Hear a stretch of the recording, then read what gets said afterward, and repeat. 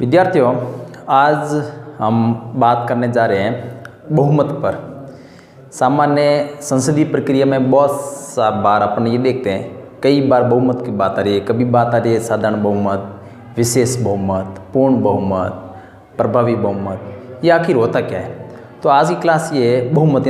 बहुमत क्या है, बहुमत कितने प्रकार का होता है, और उस बहुमत से कोई भी प्रस्ताव है वो किस प्रकार से पारित होता है। इन सब बातों पर अपन बात करेंगे। संसद जो अपन पढ़ रहे थे, उस संसद में साधारण विधेयक पर भी अपन बात की थी, वित्त विधेयक और धन विधेयक पर बात की थी, संविधान संशोधन विधेयक पर भी अपन बात कर ली। यानी ये जो सब विधेयक थे वो कोई न कोई प्रस्ताव से, कोई साधारण से, कोई विशेष से, ठीक है, कोई विशेष बहुमत और राज्यों के अनुसमर्थन से। तो आखिर ये बहुमत होता क्या है, इस पर अपन बात करेंगे। तो बहुमत को यदि देखें तो वो 4 टाइप का होता है। एक साधारण बहुमत, पूर्ण बहुमत, प्रभावी बहुमत और विशेष बहुमत। यानी साधारण बहुमत क्या होता है, पूर्ण बहुमत क्या होता है, प्रभावी बहुमत क्या होता है और विशेष बहुमत क्या है। सामान्य तौर पर यदि आप एक कल्पना करो, जैसे कि अपनी जो ये क्लास है, क्लास में मान लो कि अपने 100 विद्यार्थी हैं। अब आपकी ये जो क्लास है, इस क्लास में यदि आपको कोई भी प्रस्ताव पारित करना है तो एज आप मान लो ये आपकी जो क्लास है ये अपने आप में एक सदन है, ठीक है। इसमें से आप कोई भी प्रस्ताव पारित करेंगे, या तो साधारण बहुमत से करेंगे, या पूर्ण बहुमत से करेंगे, या फिर विशेष बहुमत से, या प्रभावी बहुमत से। तो क्या होता है, तो इसमें क्लास शुरू करने से पहले मैं आपको 2-3 शब्दावली दिखा लेता हूँ, क्योंकि ये बार बार आएंगे। कुल सदस्य संख्या, ये शब्द बार बार आएगा।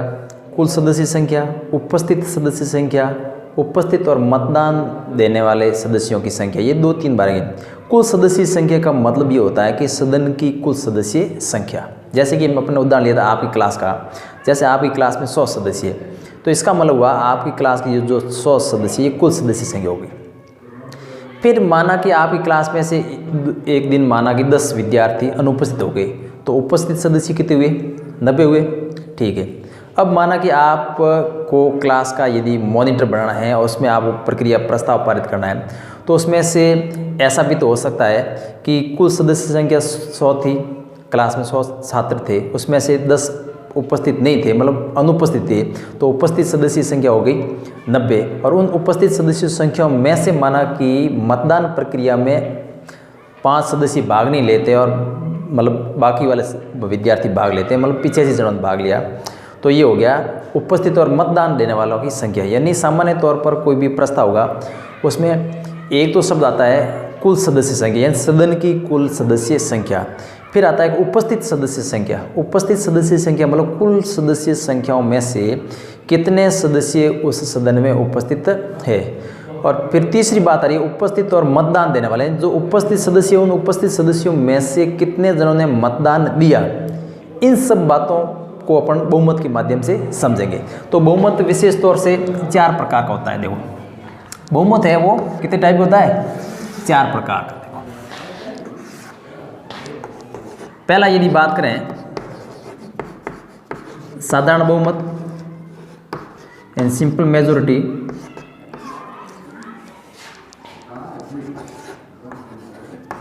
पूर्ण बहुमत एब्सोल्यूट मेजोरिटी,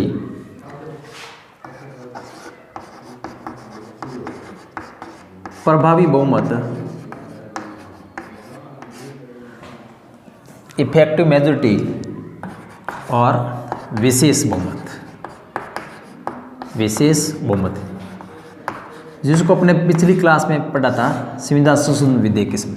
तो बहुमत मोटे तौर पर 4 हैं, simple majority, absolute majority, effective majority और स्पेशल मेजोरिटी। साधारण बहुमत क्या चीज़ होती है? साधारण बहुमत क्या चीज़ होती है? साधारण बहुमत का मतलब हुआ कि कुल सदस्य संख्याओं का बहुमत। यानी साधारण बहुमत के मतलब ये देखो,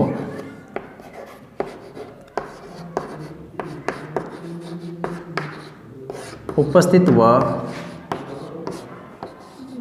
मत देने वाले सदस्यों का बहुमत।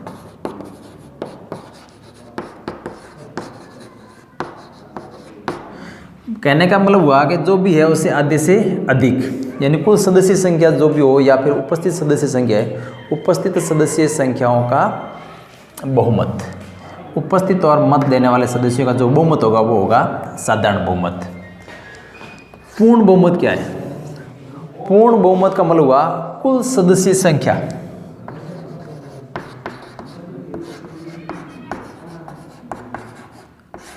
कुल सदस्य संख्या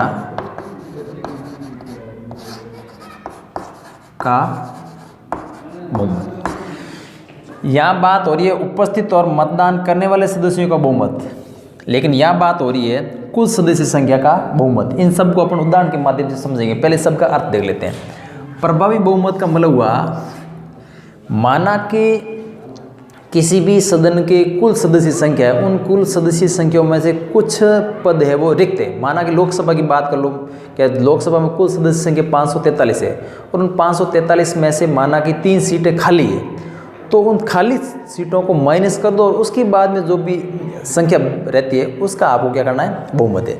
तो यहाँ विशेष प्रभावी बहुमत का मतलब हुआ, जिसको अपन कह सकते हैं तात्कालिक सदस्य संख्या होगी। तो कुल सदस्य संख्याओं में से कुल सदस्य संख्या, ठीक है, उस कुल सदस्य संख्या में से रिक्तियों को घटा देते हैं।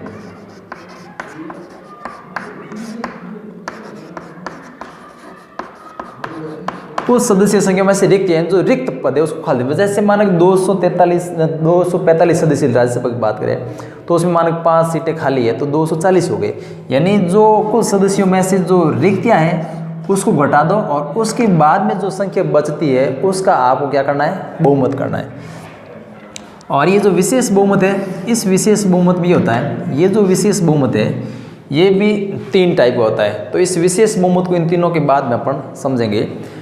अब देखो उदाहरण लेते हैं, जैसे साधारण बहुमत से मान लो, देखो लोकसभा में कुल सदस्य संख्या है 543, राज्यसभा में जो कुल सदस्य संख्या है 245। तो साधारण बहुमत ये कहता है कोई भी प्रस्ताव जब साधारण बहुमत से पारित होता है तो उसमें होता है उपस्थित और मतदान देने वाले के सदस्यों की बहुमत। 543 सदस्य कुल है, लेकिन माना कि इन 543 सदस्यों में से 540 सदस्य उपस्थित हुए और इन 540 सदस्यों में से मतदान ये तो इतने हो गए, इसको बाद में देखूंगा, ये है प्रेजेंट। इन प्रेजेंट सदस्यों में से मान लो कि 540 में से अपन मान लो 2-3 सदस्य उपस्थित हो गए या 5 सदस्य माइनस कर लेते हैं। जैसे 535 सदस्यों ने क्या की? वोटिंग की। तो इन 535 जो सदस्य, इन 535 सदस्यों का बहुमत यानी आधे से अधिक, तो ये हो गया। राज्यसभा का भी आप उदाहरण ले लो, मान लो सेम बात है, जैसे 245 सदस्य, इसमें से जितने भी सदस्य, माना कि 245 सदस्यों में से 242 सदस्य उपस्थित हुए, 242 सदस्यों में से माना कि 240 जनों ने वोटिंग में भाग लिया, तो जो भी ये प्रेजेंट और ये वोटिंग, तो जो प्रेजेंट सदस्यों से भी कोई लेना नहीं, प्रेजेंट तो हो गए, लेकिन जितने सदस्यों ने मतदान प्रक्रिया में भाग लिया उस मतदान प्रक्रिया के आधे से अधिक, जैसे हम 240 है, इस 240 का 120 कर लो, 120 से अधिक यानी 121 है, इससे अधिक होंगे, ये साधारण बहुमत हो जाएगा। पूर्ण बहुमत का मतलब कुल सदस्य संख्या का, जैसे देखो राज्यसभा है, राज्यसभा में 245 ये कुल सदस्य संख्या होगी, लोकसभा 543। पूर्ण बहुमत विशेष तौर से जब नई विधानसभा के चुनाव होते हैं या फिर आम चुनाव होते हैं तो उसके बाद में सरकार को अपना बहुमत साबित करना होता है। तो उस बहुमत साबित करने के लिए एक जादुई आंकड़ा होता है, यानी आधे से अधिक। यानी लोकसभा की बात करेंगे तो जो भी सरकार बनेगी उस सरकार को अपना बहुमत साबित करने के लिए 543 से 543 का आधे से अधिक यानी 272 या 73 के आसपास में आंकड़ा आएगा। राज्यसभा में बात करें तो इसका आधे से अधिक आंकड़ा। कहने का मतलब ये हुआ कि पूर्ण बहुमत का मतलब कुल सदस्य संख्या का बहुमत, कुल सदस्य संख्या के आधे से अधिक ये हो जाएगा। प्रभावी बहुमत का मतलब ये हुआ, अपन जैसे उदाहरण लो, माना कि लोकसभा में कुल सदस्य संख्या 543, इसमें से माइनस कर लो, माना कि अपन मान लेते 3 सीटें खाली है, कोई उपचुनाव या किसी निधन हो गया, किसी भी वजह से वो सीट खाली होगी, तो अपन मान लेते हैं रिक्तियों की संख्या होगी 3, तो पीछे कितने बचे 540। यहाँ अपन उदाहरण मान रहे हैं, इसका मतलब आप परफेक्ट नहीं मान रहे, हो सकता है कुल सीटें खाली हो ही नहीं, टोटल पूरी हो तो पूरा हो जाएगा, 10 सीट भी खाली हो सकती है, 5 सीट भी खाली हो सकती है। अपन को सिर्फ समझने के दृष्टिकोण से देखना है कि प्रभावी बहुमत में ये होता है कि कुल सदस्य संख्या में से सीटों की जो खाली संख्या है, यहाँ तो जो चीज़ है, यहाँ तो कुल सदस्य संख्या, यहाँ पर माना कि पूर्ण बहुमत भी क्या होता है, भले ही सीट खाली है कोई मतलब नहीं, यहाँ सिर्फ मतलब होगा कुल आंकड़ा कहता है, कुल सदस्य संख्या कहती है, कितनी भी सीटें खाली उससे कोई लेना देना नहीं है। लेकिन प्रभावी बहुमत होता है जो सीटें खाली है, जो रिक्तियाँ हैं उसको घटाएंगे।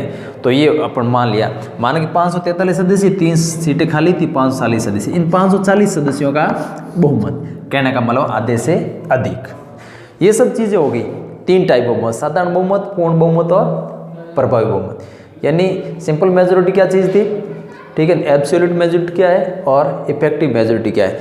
तीनों चीज़ों में पहली थी, उसमें ये था उपस्थित और मतदान देने वाले सदस्यों का बहुमत, दूसरी था उसमें कुल सदस्य संख्या का बहुमत यानी आधे से अधिक, और तीसरा था खाली सीटों को निकाल करके जो पीछे जो आंकड़ा बचता है उसका बहुमत करना है।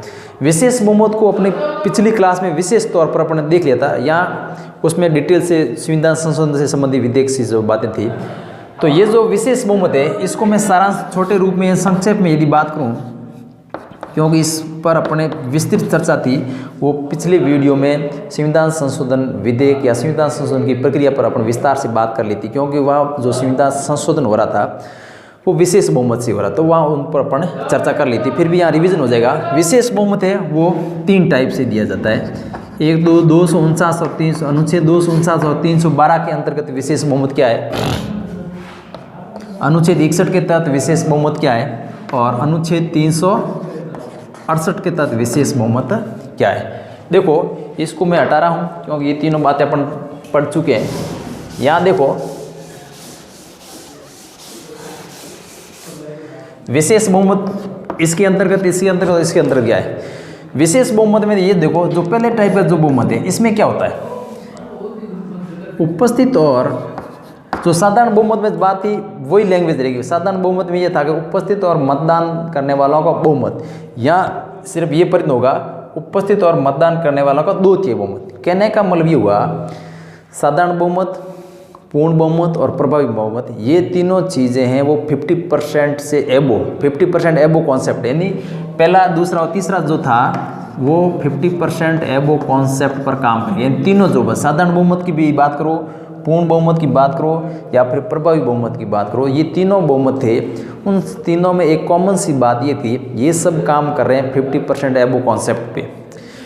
लेकिन ये जो विशेष बहुमत है, ये विशेष बहुमत का जो कॉन्सेप्ट है वो 2/3, 2/3 बहुमत है, 2/3 मेजोरिटी वाली। तो इसमें ये देखना है, बोले इसके अंतर्गत देखो 61 के तहत देखो या 368 के तहत देखो, यहाँ पर भी जो भी प्रस्ताव पारित होगा वो होगा 2/3। अब लेकिन किसका, यहाँ पर भी 2/3 बहुमत से, यहाँ पर भी 2/3 बहुमत से, यहाँ पर भी 2/3 बहुमत से। लेकिन 2/3 बहुमत किसका, कुल सदस्य संख्या का 2/3 बहुमत, उपस्थित संख्या का 2/3 बहुमत या फिर प्रभावी बहुमत क्या हो सकता है। तो यहाँ जो पहला है उपस्थित वो मत करने वाला, प्रेजेंट एंड वोट मत का, उपस्थित सदस्य और उस उपस्थित सदस्य मत करने वालों का 2/3 बहुमत। बार बार उदाहरण देने की जरूरत नहीं है, यहाँ 2-3 बार बदले। उपस्थित क्या होता है, मतदान करने वाले क्या होते हैं और कुल चीज़ें क्या होती है। तो उपस्थित और मतदान करने वाला का बहुमत ये जो है ये 249 और 312 के तहत, यानी राज्यसभा किसी भी राज्य सूची की विषय को राष्ट्रीय महत्व का घोषित करना चाहती है या फिर नई अखिल भारतीय सेवाओं का सृजन करना चाहती है, तो राज्यसभा अपने सदस्य उपस्थित और मतदान करने वाले सदस्यों के 2/3 बहुमत से प्रस्ताव पारित करेगी। ये भी कॉन्सेप्ट है, वो 2/3 बहुमत है, लेकिन 2/3 किसका, सब एक ही कॉन्सेप्ट पर काम कर रहा है। ये जो काम है वो राष्ट्रपति पर महाभियोग से संबंधित है, ठीक है,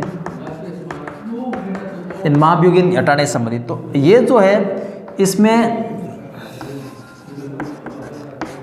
कुल सदस्य संख्या, सदन के कुल सदस्य संख्या का, सदन की कुल सदस्य संख्या का 2/3 बहुमत, यानी इसमें उपस्थित और मतदान करने से कोई मतलब नहीं है। और 368 के तहत है, तो अनुच्छेद जो 368 है, इस अनुच्छेद 368 के तहत 3 प्रकार के बहुमत हैं। कितने प्रकार के? 3। यानी आपको अनुच्छेद 368 के तहत आपको यदि करना है तो आप ये करो कि एक तो इसमें बात काम आएगी कुल सदस्य संख्या, यानी सदन की कुल सदस्य संख्या का बहुमत, और इसके साथ साथ में ये कहने का मतलब ये जो हो गया कुल सदस्य संख्या होगी सदन की, उसका बहुमत पहले ज्ञात करोगे, उसके साथ साथ में उपस्थित और मतदान करने वाला का बहुमत। इन 2 प्रक्रिया से आपको बचना पड़ेगा, उपस्थित व मत देने वालों का द्वितीय। इसमें विद्यार्थियों ये देखना है, इसमें एक शर्त काम आ रही है, इसमें भी एक शर्त काम आ रही है, और इसमें तीनों में एक शर्त कॉमन वो है द्वितीय। ये भी द्वितीय, ये भी द्वितीय, ये भी द्वितीय। इसमें उपस्थित और मत देने वाले सदस्यों का द्वितीय, इसमें कुल सदस्य संख्या का द्वितीय। लेकिन अनुच्छेद जो 368 है, इसमें 2 बातें हैं, यानी एक तो सदन की कुल सदस्य संख्या का बहुमत आपके पास होना चाहिए, और उसके साथ साथ में उपस्थित और मत देने वाले सदस्यों का द्वितीय बहुमत होना चाहिए। इन दोनों से भी महत्वपूर्ण बात यह है कि उपस्थित और मत देने वाले सदस्यों का जो द्वितीय है, ये कुल सदस्य संख्या के बहुमत से ज़्यादा होना आवश्यक है, तभी प्रस्ताव पारित होगा। उदाहरण मैंने बता दिया, जैसे माना कि इसमें उदाहरण लें सदन की, जैसे माना कि लोकसभा से पारित हो रहा है, तो लोकसभा की कुल सदस्य संख्या 543 है, उस 543 का बहुमत ज्ञात कर लेंगे पहले, आधे से अधिक, और फिर उपस्थित और मतदान है, उपस्थित सदस्य जितने भी है उन उपस्थित सदस्यों में से मतदान कितने जने कर रहे हैं। मान लो उपस्थित 543 का 543 ही है, तो उसका द्वितीय कर लो, या फिर उपस्थित सदस्य 543 ना होकर के 520 ही है, लेकिन इन 520 सदस्यों में से कुछ सदस्य बहिष्कार भी कर सकते हैं, प्रस्ताव के पक्ष विपक्ष में किस में भी नहीं है, तो उसमें से माना कि 5 सदस्य सदन को उसमें बहिष्कार कर लिया, तो मत देने वाले कितने जन हो गए? 515। तो इसका आपको द्वितीय बहुमत ज्ञात करना है। तो ये होता है बहुमत के प्रकार, यानी साधारण बहुमत क्या है, पूर्ण बहुमत क्या है, विशेष बहुमत क्या है, और प्रभावी बहुमत क्या है। साधारण बहुमत, पूर्ण बहुमत और प्रभावी बहुमत तीनों में आधे से अधिक कॉन्सेप्ट काम करेगा, 50% वो, ठीक है।